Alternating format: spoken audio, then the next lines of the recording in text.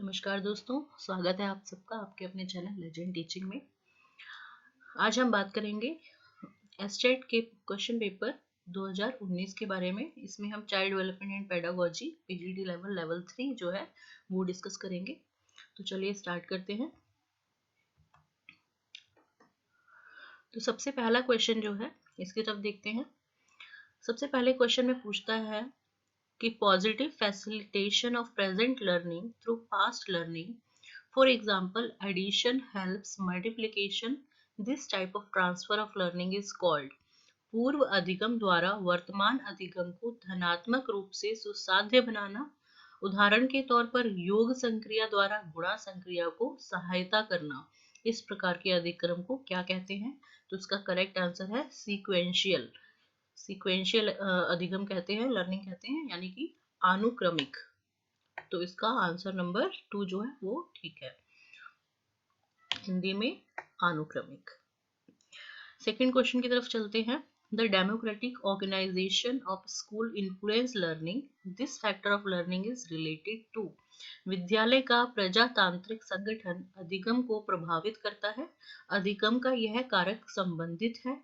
Methodological aspect विधि विज्ञान पक्ष से, सोशल एस्पेक्ट सामाजिक पक्ष से, फिजियोलॉजिकल एस्पेक्ट कार्यकी पक्ष से, साइकोलॉजिकल एस्पेक्ट मनोवैज्ञानिक पक्ष से। तो इसका आंसर रहेगा सोशल एस्पेक्ट सामाजिक पक्ष से। अगले क्वेश्चन की तरफ चलते हैं। Which of the following is not an appropriate strategy for improving students problem solving?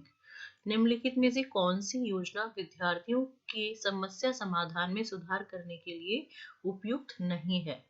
First, functional fixedness of student, विद्यार्थियों की प्रकार्यात्मक नियतता, give extensive opportunity to solve real world problem, बालकों की समस्या समाधान वास्तविक विश्व समस्याओं के समाधान के लिए व्यापक अवसर देना, involve parents in children's problem solving, बालकों की समस्या समाधान में माता पिता को सम्मिलित करना, monitor students effective and ineffective problem solving strategy, विद्यार्थियों की समस्या समाधान की प्रभावी और अप्रभावी योजनाओं को मॉनिटर करना। तो नहीं पूछा है, इसमें नॉट पूछा है, ठीक है, ध्यान रखना है आपने।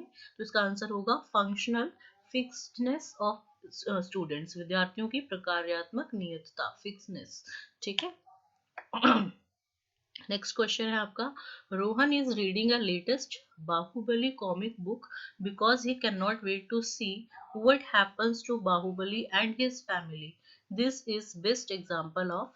रोहन बाहुबली की नवीनतम चित्र कथा पुस्तक पढ़ रहा है क्योंकि वह इस बात का इंतजार नहीं कर सकता कि बाहुबली और उसके परिवार के साथ क्या हुआ। यह सही उदाहरण है किसका? केवल आंतरिक अभिप्रेरणा का, बाह्य अभिप्रेरणा का, आंतरिक और बाह्य दोनों अभिप्रेरणा का, ना तो आंतरिक ना ही बाह्य अभिप्रेरणा का। तो इसका आंसर है केवल आंतरिक अभिप्रेरणा का, ओनली इंट्रिंसिक मोटिवेशन। आगे बढ़ते हैं क्वेश्चन नंबर 5 की तरफ। Which of the following is a good assessment strategy to avoid cultural bias? सांस्कृतिक पूर्वाग्रह पक्षपात से बचाव के लिए निम्नलिखित में से कौन सी एक अच्छी आंकलन की योजना है? तो assess students using a variety of methods, ये आपका क्वेश्चन पढ़ने से पता चल रहा है, ठीक है। हम variety of methods जो यूज करेंगे उससे बेटर कुछ नहीं हो सकता। तो इसका आंसर नंबर 1 जो है। In Kohlberg theory, at which level moral development is internalized and not based on external standards? Kohlberg के सिद्धांत में किस स्तर पर नैतिक विकास बाह्य मानकों पर आधारित नहीं होकर आंतरिकरण पर आधारित है? तो pre conventional level, conventional level, post conventional या म्यूचुअल इंटरपर्सनल लेवल। तो इसका आंसर है पोस्ट कन्वेंशनल लेवल, ठीक है। आगे बढ़ते हैं क्वेश्चन नंबर 7 की तरफ। A child diet affect how tall the child grows and even how effectively the child can think and solve problems. In this example, development is primarily influenced by heredity, environment, early later experience या फिर continuity। तो इसका answer है आपका environment, answer number 2।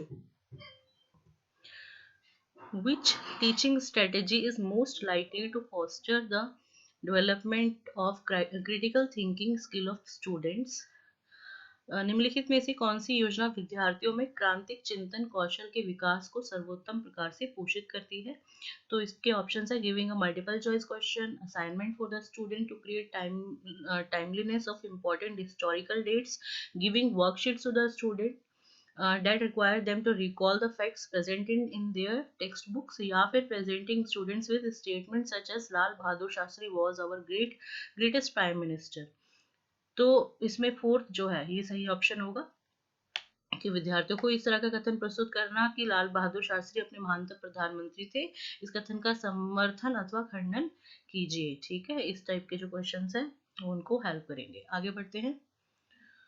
9th question में पूछता है according to Erikson in complex society teenager experience which of the following state. Erikson के अनुसार जटिल समाज में किशोर किशोरियां निम्नलिखित में से कौन सी अवस्था का अनुभव अधिक करते हैं? आइडेंटिटी क्राइसिस का, आइडेंटिटी अचीवमेंट का, आइडेंटिटी मोरेटोरियम का, या फिर फोरक्लोजर का? तो इसका आंसर है आइडेंटिटी क्राइसिस का, पहचान संकट। ठीक है, आगे बढ़ते हैं। Most suitable strategy for a teacher when he or she is working with adolescent students. जब अध्यापक जो है किशोर विद्यार्थियों के साथ कार्य करते हैं तो उसमें सबसे सर्वाधिक उपयुक्त कार्य योजना है विद्यार्थियों से तुलना करने के लिए कहना, एक समस्या प्रस्तुत कर विद्यार्थियों से परिकल्पनाओं का निर्माण करवाना, बालकों को क्रमवार सक्रियाओं में अनुभव प्रदान करना, एक झुका हुआ समतल अथवा पहाड़ी को बनाना या निर्माण करना। तो इसका आंसर होगा एक समस्या प्रस्तुत कर विद्यार्थियों से परिकल्पनाओं का निर्माण करवाना, या फिर propose a problem and invite students to form hypothesis. ठीक है, नेक्स्ट क्वेश्चन की तरफ बढ़ते हैं। Children consider as low vision who have a visually equity between, जो लो विजन वाले होते हैं, ठीक है, उनमें क्या होता है 20/70 से लेके 20/200, ठीक है, इसके बीच का जो आई विजन होता है वो होता है। तो आपका आंसर होगा फर्स्ट इसका। आगे बढ़ते हैं।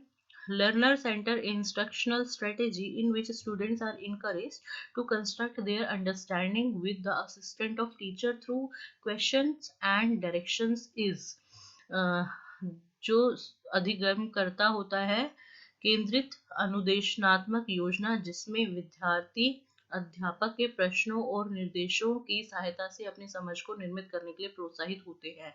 तो इनका ऑप्शन है discovery learning, guided discovery learning, problem based learning, project based learning. तो आपका सही आंसर उसका होगा option number 2, guided discovery learning.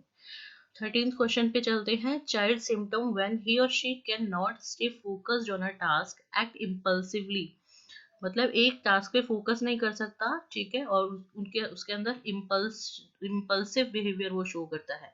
तो उसके बारे में हमने पढ़ा था, इसको हम क्या कहते हैं? Attention deficit hyper activity disorder. ठीक है, फर्स्ट आंसर इसका होगा। आगे चलते हैं।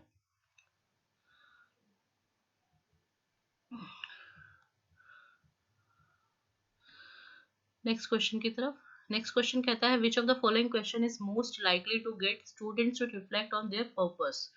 तो इसके ऑप्शंस है what is most important to you in your life, how can you organize your life, what can you do to get good grades, how can you set better short term goals.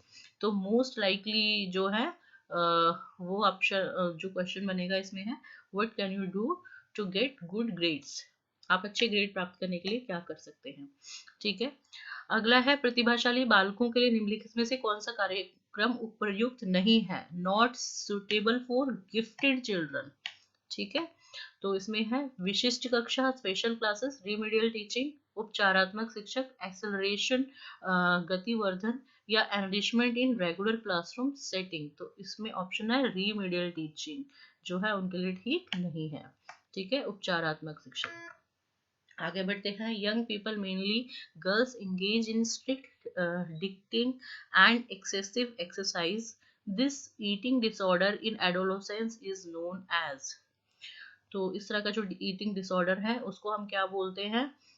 Bulimia nervosa इसको बोला जाता है। तो option number 4 इसका ठीक है। ठीक है, अगला क्वेश्चन है which of the following statement most appropriately define the term inclusion. Inclusion को कौन सी टर्म ज्यादा बेहतर तरीके से डिफाइन करती है? तो educating children with special need in special school, educating children with special need in special classroom of school, educating children with special need most of the time in the regular classes, educating children with special need full time in regular classes. तो ये ज्यादा suit करती है क्योंकि full time है यहाँ पे, ठीक है, full time in regular classroom, कि पूरा टाइम जो उनको रेगुलर क्लासरूम में पढ़ाया जाए। आगे देखते हैं अगला question 23, which of the following statement is correct about the nature of emotion. Nature of emotion के बारे में क्या करेक्ट है? Emotional expressions are modified by learning. जो इमोशनल एक्सप्रेशंस है वो लर्निंग के साथ साथ चेंज होते हैं। तो ये ठीक है आंसर आपका। तो आगे के क्वेश्चंस पे ऑप्शंस पे जाने की जरूरत नहीं है, आपका आंसर नंबर 1 जो है वो इसका करेक्ट है। आगे बढ़ते हैं, which of the following type of learning style is used when students approach the learning material in a way that helps them understand the meaning of the material. तो ये आपका बहुत अच्छा क्वेश्चन है। इसमें पूछता है जब विद्यार्थी अधिगम विषय वस्तु का अर्थ निकालकर उसे समझने के अधिगम उपागम का उपयोग करते हैं तो ये अधिगम शैली क्या कहलाती है? तो इसका आंसर है गहन शैली, डीप स्टाइल। ठीक है, आगे बढ़ते हैं। इस प्रकार बोलना अथवा लिखना जो दूसरों पर प्रभाव छोड़ देता है, ठीक है, इम्पैक्ट ऑन अदर, तो उसको हम क्या बोलते हैं? भाषा का व्यवहारिक रूप, प्रैग्मेटिक्स ऑफ लैंग्वेज। आगे बढ़ते हैं, learning situation in which multiple partners stimulate and encourage one another is called. अधिगम की वह अवस्था जिसमें एक से अधिक साथी एक दूसरे को प्रेरित और प्रोत्साहित करते हैं, इसको हम कहते हैं टीम टीचिंग। ठीक है, सॉरी इसमें अधिगम पूछा है, टीचिंग नहीं पूछी, तो टीम टीचिंग नहीं होगा इसका। इसमें आपका होगा लर्निंग, कोऑपरेटिव लर्निंग। ठीक है, अगर टीचिंग पूछा होता, टीचिंग यहाँ पे दिया होता तो यहाँ पर टीम टीचिंग आता, बट यहाँ पे टीचिंग नहीं है, लर्निंग है। ठीक है, जहाँ पे विद्यार्थी एक साथ पढ़ते हैं, तो अधिगम की अवस्था पूछी है। आगे बढ़ते हैं, which of the following statement is incorrect about the principle of child development. इसमें से कौन सा इनकरेक्ट है चाइल्ड डेवलपमेंट के बारे में? Development follows a definite and predicate pattern, ये करेक्ट है एकदम। All individuals are similar in their development, ये गलत है। हर एक इंडिविजुअल एक जैसा नहीं हो सकता, डेवलपमेंट में सबका विकास अलग अलग दर पर होता है, अलग अलग स्तर पर होता है। ठीक है, आगे बढ़ते हैं 28 पर। According to Gardner, the ability to detect and respond appropriately to the moods, temperaments, motivations and intentions of others, ये गार्डनर की थ्योरी में मैंने आपको समझाया था। ठीक है, तो ऐसी कंडीशन जो होती है इसको हम क्या बोलते हैं? Interpersonal intelligence. ठीक है, इस टाइप की इंटेलिजेंस को क्या बोलते हैं?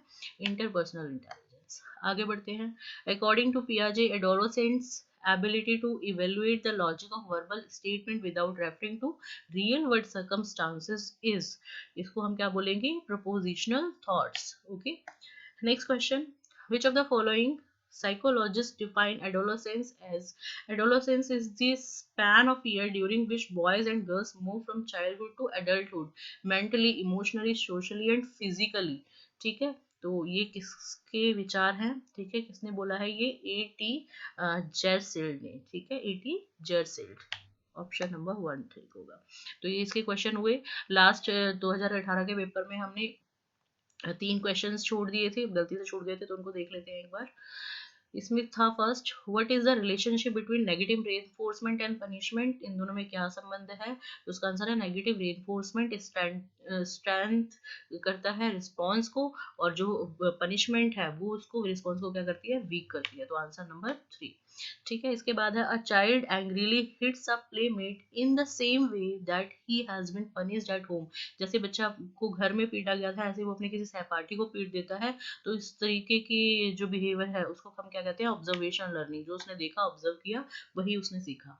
आगे बढ़ते हैं, which of the following statement is not true about the theory of cognitive development by Jean पियाजे। इसमें से क्या सही नहीं है जीन पियाजे की थ्योरी से? तो it believes that development is a discontinuous process. It assumes that children learn through assimilation and accommodation. It believes that development is a continuous process. ये भी ठीक है। It believes that cognitive development takes place in 4 different stages. तो इसमें से ये ठीक नहीं है, answer number 3। It believes that development is a continuous process. ठीक है, तो ये आपके हुए पिछले साल के पेपर। हमने 2017, 18, 19 के पेपर 3 वीडियोस के थ्रू डिस्कस किए। इसमें कोई भी डाउट होता है तो मुझे आप कमेंट सेक्शन में पूछ सकते हैं, आप मुझे डायरेक्ट मेल भी कर सकते हैं।